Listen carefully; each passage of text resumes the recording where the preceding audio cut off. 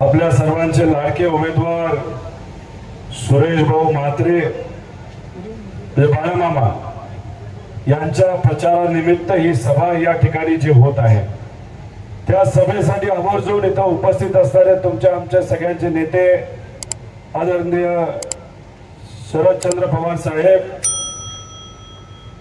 तसंच या महाराष्ट्राचा बुलंद आवाज संजयजी राऊत साहेब, जयंत पाटील साहेब, इथं उपस्थित असणारे आव्हाड साहेब, अशोकजी ढवळे साहेब, सुनीलजी भुसारा, खोसकर साहेब, पांडुरंगजी बरोरा, तसंच उपस्थित असणारे सर्वच पक्षाचे पदाधिकारी, कार्यकर्ते, पत्रकार व आपल्या या तालुक्याचे सर्व स्वाभिमानी नागरिक बंधू आणि भगिनींनो, या भूमीबद्दल आपण जेव्हा विचार करतो, या भूमीमध्ये पवित्र असा माऊली किल्ला आहे, मानस मंदिर आहे, खर्डी येथील सोनाई सीताई देवीचं मंदिर आहे,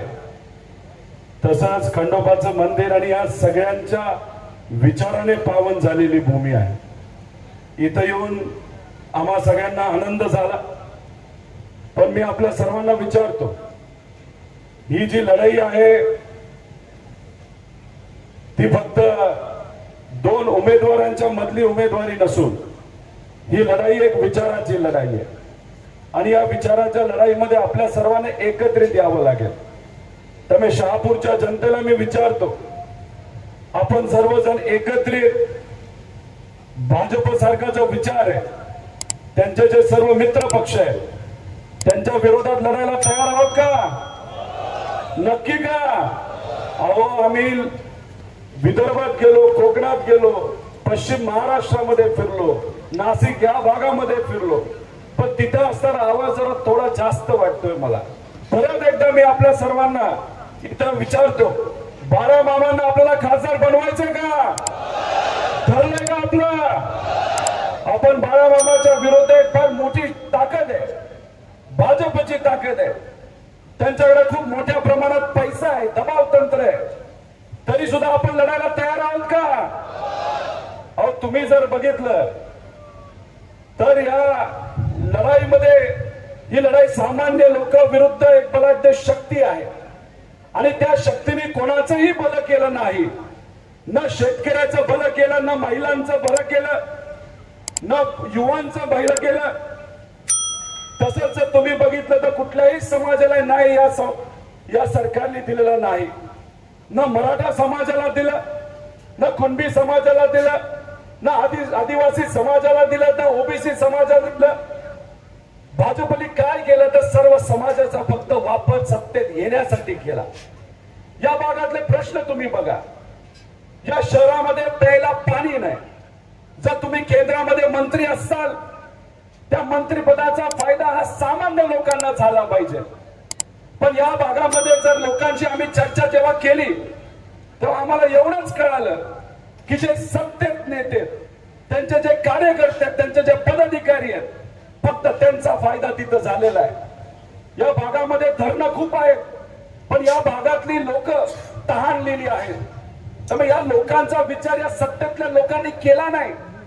तुम्हा सगळ्यांना ते गृहीत धरतात। या भागामध्ये जो युवा वर्ग आहे त्या युवा वर्गाची साधी प्रामाणिक अपेक्षा आहे की त्यांना कुठेतरी हाताला काम मिळालं पाहिजे, पण दुर्दैव असं इथे असणाऱ्या ज्या कंपन्या त्या खरं काँग्रेस राष्ट्रवादीच्या काळामध्ये आल्या, पण नंतरच्या काळामध्ये हळूहळू इथलं जे प्रतिनिधित्व करणारे लोक आहेत, जे आजचे या तिकडचे खासदार आहेत, त्यांनी त्या कंपनीची चर्चा करून, मांडवली करून या इथं असणाऱ्या भूमिपत्रांना संधी तिथं दिली गेली नाही। बाहेरून लोक तिथं काम करतात, मग इथं असणारे शेतकरी आणि सामान्य लोक त्यांचे मुला मुली कुठं काम करायला जातात तर मुंबईच्या ठिकाणी काम करायला जातात, बाहेर काम करायला जातात। हा खऱ्या अर्थाने इथं असणाऱ्या लोकांवर अन्याय आहे आणि या महाराष्ट्रामध्ये सामान्य लोकांचा विश्वास हा भाजपला संपादित करता येत नाही, त्यांच्या मित्र पक्षाला संपादित करता येत नाही। मग त्यांनी काय केलं तर कुटुंब फोडलं, पवार कुटुंब फोडलं, राष्ट्रवादी पक्ष हा चोरून नेला. चोरून काय, माझं तर म्हणणं आहे दरोडा टाकला त्या आपल्या पक्षावर, आपलं चिन्ह नेलं. तर शिवसेना प्रमुख बाळासाहेब ठाकरे साहेबांनी महाराष्ट्राची अस्मिता टिकवण्यासाठी जो पक्ष काढला, तो पक्ष सुद्धा या लोकांनी फोडला. आणि मग अशा परिस्थितीमध्ये या लेवलचं जर राजकारण ते आणत असतील तर हे महाराष्ट्राला परवडणार नाही, हे आपल्या संस्कृतीला शोभणार नाही. अहो, मायाबाबांची जेव्हा उमेदवारी जाहीर झाली त्याच्या दुसऱ्या दिवशी त्यांच्या कंपन्यांवर कारवाई झाली. पण स्वाभिमान कसा असतो बघा, कंपनीवर कारवाई झाली तरी विकास आघाडीकडनं जे आपले उमेदवार आहेत बाळा मामा, हे घाबरलेले नाही, हे आज लढायला तयार आहेत. आणि ही संस्कृती आपल्या सगळ्यांची आहे. या महाराष्ट्रामध्ये जन्मलेला प्रत्येक व्यक्ती हा दिल्ली समोर कधी झुकत नाही. आपण सर्वजण स्वाभिमानी आहोत आणि अशाच उमेदवार आपल्या सर्वांसाठी आज खरं तर जरूरत आहे. मी बाळामामांना आणि इथं असणाऱ्या लोकांना विचारलं की अहो, तुमचं नाव सुरेश म्हात्रे, तुम्हाला बाळामामा का म्हणतात? लोकांनी सांगितलं की मामा हा आईचा भाऊ असतो आणि आमचे जे म्हात्रे भाऊ आहेत ते खऱ्या अर्थाने मामासारखे वागतात, आम्हाला मदत करतात. कोरोनाच्या काळामध्ये आम्हाला मदत केली. त्यांचे जे कुठले व्यवसाय आहेत त्या व्यवसायामध्ये बाहेरून लोक काम करत नाहीत. इथं असणारे जे भूमिपुत्र आहेत तशाच लोकांना त्यांच्या कंपनीमध्ये संधी दिली गेली आहे. आणि मला जे कळाले आतापर्यंत 1.5 लाख पेक्षा जास्त युवा वर्ग त्यांच्या विविध कंपनीमध्ये त्या ठिकाणी काम करतात. त्यामुळे असे प्रतिनिधित्व करणारे लोक हे आपल्या सर्वांसाठी महत्वाचे आहेत. अहो, इथं असणारे कपिल पाटील जे आपले खासदार आहेत त्यांनी इथं असणारे MIDC मध्ये एक तरी कंपनी आणली का? एक तरी कंपनी आणली का? अहो, इथं फक्त हप्ते घेतले जातात, पैसे घेतले जातात कंपनीवाल्यांकडनं. अहो, तुम्ही हप्ते घेण्यासाठी खासदार झालेला नाही, इथं असणाऱ्या युवा पिढीला काम देण्यासाठी, त्यांच्या हाताला कुठेतरी काम देण्यासाठी तुम्ही खासदार झालेला आहात. पण इथलं राजकारण फार वेगळ्या लेवलचं आहे. जे काय 10 वर्षात झालं ते आपल्याला परवडणार नाही. आणि म्हणून सांगतो, या इलेक्शन मध्ये बदल हा कुठं ना कुठेतरी झाला पाहिजे. त्यामुळे मी आपल्या सर्वांना विचारतो की बदल घडून आणण्यासाठी तुम्ही सर्वजण तयार आहात का? एकदा हात वर करून सांगा, आम्ही तयार आहोत या लढाईमध्ये लढाईसाठी. बस अशी ताकद जर बरोबर असेल तर काहीच हरकत नाही. अहो, ग्रामीण भागामध्ये रस्ते नाहीत, अहो आरोग्य सुविधा काय, आदिवासी भागामध्ये तर अशी वाईट परिस्थिती आहे, महिला जेव्हा प्रेग्नेंट असतात तेव्हा त्यांच्या घरी राहता येत नाही. शहरामध्ये जे त्यांचे नातेवाईक असतात तिथं जाऊन त्यांना राहावं लागतं. अरे मग मंत्रीपद तुमच्याकडे असेल तर तुम्हाला साधे रस्ते करता आले नाही, तुम्हाला तिथं हॉस्पिटल बांधता आले नाही, मग कसे खासदार तुम्ही? कशासाठी झाला खासदार? फक्त वसुली करण्यासाठी? अहो, इथून मागच्या बाजूला समृद्धी महामार्ग गेलेला आहे. काही शेतकरी आम्हाला भेटले, त्यांनी सांगितलं अहो, महामार्ग जाहीर होण्यापूर्वीच काही लोक आमच्याकडे आले, आमच्या जमिनी विकत घेतल्या आणि नंतर महामार्ग जेव्हा जाहीर झाला 5 पट पैसे या लोकांनी घेतले. अहो, हे लोक कोण, कोणाच्या जवळचे, हे कुठेतरी आपण सर्वांनी समजून घेतलं पाहिजे. आणि हे सगळ्या गोष्टी केल्यामुळे आता जे कपिल पाटील उमेदवार आहेत महायुतीचे, त्यांच्याकडे भरमसाठ पैसा आहे आणि तो पैसा या इलेक्शन मध्ये ते वापरू शकतील. त्यामुळे या समोर कुठली ताकद टिकत असेल ती फक्त एक म्हणजे लोकशाहीची ताकद आहे, संविधानाची ताकद आहे. आणि तुम्ही सर्व जर एकत्रित आला तर या बलाढ्य शक्तीला तुम्ही हद्दपार करू शकता. अहो, संविधान बदलायला चालले ते, अहो संविधान बदललं, लोकशाहीच संपली, त्याच्यामध्ये कोणाचं नुकसान होतं तर गरिबाचं नुकसान होतं, सर्व समाजाचं नुकसान होतं. त्यामुळे कुठल्याही परिस्थितीमध्ये भाजप सत्तेत येणार नाही याचा प्रयत्न हा आपण सर्वांनी केला पाहिजे. मी तुम्हाला सांगतो, 4 जूनला तुम्ही सर्वजण जेव्हा टीव्ही समोर बसाल तेव्हा तुमचे लाडके उमेदवार बाळामामा हे 100% तिथं खासदार झालेले तुम्हाला सगळ्यांना त्या ठिकाणी दिसतील.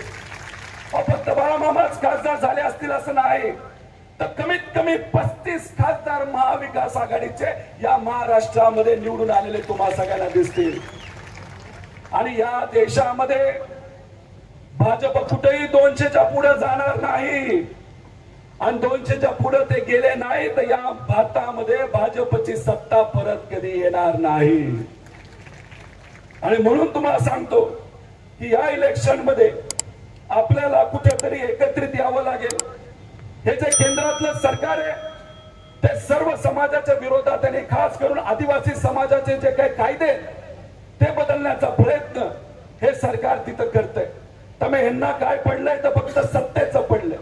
आणि सत्तेचं पडत असताना आपले जे सामान्य लोक आहेत ते कुठेतरी बाजूला राहतात. त्यामुळे परत एकदा मी आपल्या सर्वांना विनंती करतो, अनेक नेते ते बोलणार आहेत, त्यामुळे जाता जाता मी आपल्या सर्वांना विचारतो, आपलं कुठलं चिन्ह आहे? नाही हो, ऐकून नाही आलं काय? तुतारी वाजवणारा माणूस. आपल्या बाळामामाला आपण किती निवडून देणार आहे? कमीत कमी कम से कम 2 लाख. काय किती? कम से कम 2 लाख. आणि त्याच्याच बरोबर भाजपची अजून एक रणनीती तुम्हाला सांगतो. भाजप काय करतं, जेव्हा त्यांचा उमेदवार निवडून येणार नाही त्यांना दिसतं तेव्हा अनेक वेळा ते अपक्ष उमेदवाराला उभं करतात आणि लोकशाही बदलण्याचा प्रयत्न तिथं करण्याचा ते विचार करतात. जेव्हा अशाच पद्धतीने मत विभाजन होण्यासाठी जेव्हा एखाद्या उमेदवाराला उभं केलं जातं त्याचा अर्थ संविधानाला कुठेतरी बदलण्याचा प्रयत्न नाही तर लोकशाही तिथं बुडवण्याचा प्रयत्न हा केला जातोय. त्यामुळे पलीकडनं अजून कोण उभं राहिलं हे आपल्याला माहित नाही. आपण फक्त एकच लक्ष डोक्यात घ्यायचं, तुतारी वाजवणारा माणूस हे आपलं चिन्ह आहे आणि त्याच चिन्हाच्या पुढे आपल्याला बटन दाबायचंय आणि लोकशाही टिकवण्यासाठी सगळेजण एकत्रित यायचंय. एवढंच या ठिकाणी आपल्या सर्वांना सांगतो आणि थांबतो. जय हिंद, जय महाराष्ट्र, लाल सलाम.